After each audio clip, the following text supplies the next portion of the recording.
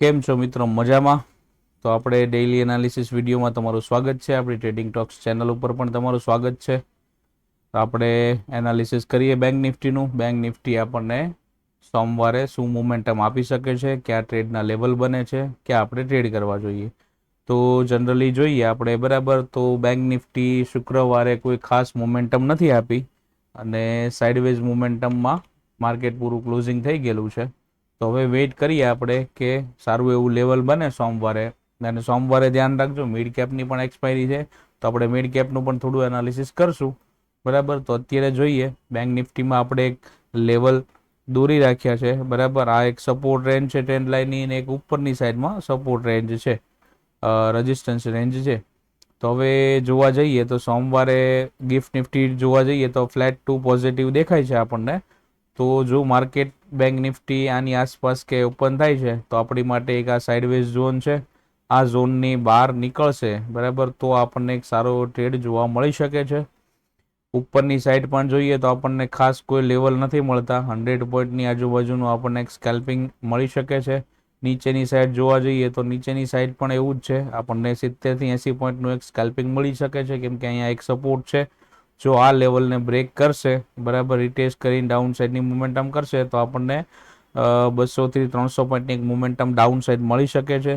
અને ઉપરની સાઈડ જોઈએ અને માર્કેટ ગેપઅપ ખુલે છે.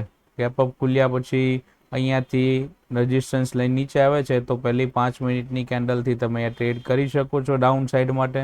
તો તમારો ટાર્ગેટ નિયર બાય આ બની શકે છે. હવે જોવા જઈએ કે માર્કેટ થઈ ગયું છે ગેપઅપ ઓપનિંગ, અને આ રેન્જની ઉપર માર્કેટ ઓપન થાય છે બરાબર. તો અહીંયા વેઇટ કરજો, કોઈ સાઇડવેઝ મોમેન્ટમ મળે કે અહીંયા હોલ્ડ કરે છે માર્કેટ બરાબર, અને અપ સાઈડ કે ડાઉન સાઈડનું બ્રેકઆઉટ આપે છે, તો જે બાજુ જાય છે એ બાજુ ટ્રેડ કરી શકો છો. અપ સાઈડમાં એક ધ્યાન રાખજો, આ એક ટ્રેન્ડ લાઇન ઉપરથી આવે છે જે રેઝિસ્ટન્સ છે આપણી માટે. તો એ રેઝિસ્ટન્સ બ્રેક કરશે તો એક સારી એવી મોમેન્ટમ અપસાઇડ જોવા મળી શકે છે.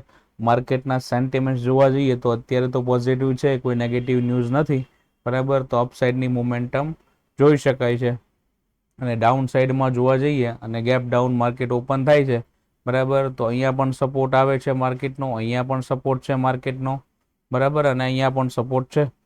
જેથી કરીને એ ધ્યાન રાખી અને એ પ્રમાણે ટ્રેડ કરી શકો છો બેંક નિફ્ટીમાં. તો હવે આપણે એક કાલે એટલે મંડે આપણે છે મિડ કેપની એક્સપાયરી. તો જ્યારે જ્યારે જેની એક્સપાયરી હોય છે એને સવારે 12 વાગ્યા સુધીમાં ટ્રેડ કરો છો તો એમાં સારી એક મોમેન્ટમ આવે છે. 12 વાગ્યા પછી મોસ્ટલી હમણાં એક્સપાયરી ચાલતી નથી, સેલરને આપી દે છે એક્સપાયરી પૂરેપૂરી, તો એક સાઇડવેઝ થઈ જાય છે, કોઈ સારી એવી મોમેન્ટમ મળતી નથી બરાબર. આમાં જોવા જઈએ આપણે તો એક સાઇડવેઝ ઝોનમાં જ છે માર્કેટ બરાબર શુક્રવારે. તો આપણે સપોર્ટ રેઝિસ્ટન્સ જોઈ લઈએ. તો આની માટે નીચેની સાઈડ આ સપોર્ટ છે અને ઉપરની સાઈડ આમાં રેઝિસ્ટન્સ છે બરાબર, જે મોમેન્ટમ 50 પોઈન્ટની અંદર છે.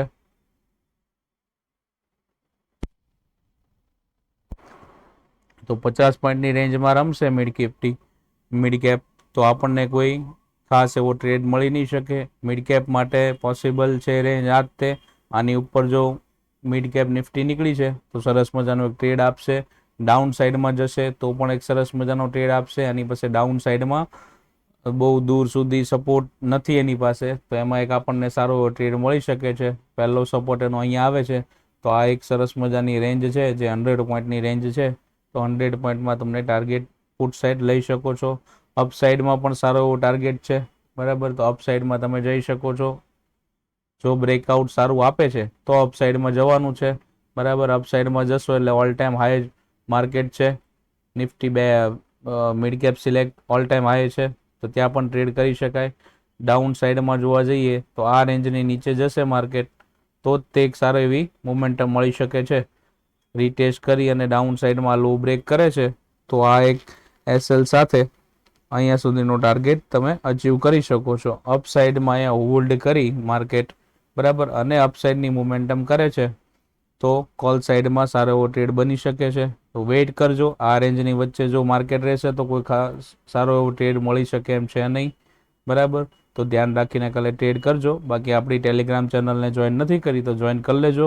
એમાં લાઈવ માર્કેટમાં તમને ચાર્ટ અપડેટ મળતું રહેશે બરાબર છે. વિડીયો પસંદ આવ્યો હોય તો તમે લાઈક કરજો, કમેન્ટ કરજો અને તમારા મિત્રોને મોકલી આપજો. બરાબર, તો મળીએ છીએ આપણે નેક્સ્ટ એનાલિસિસમાં. Thank you.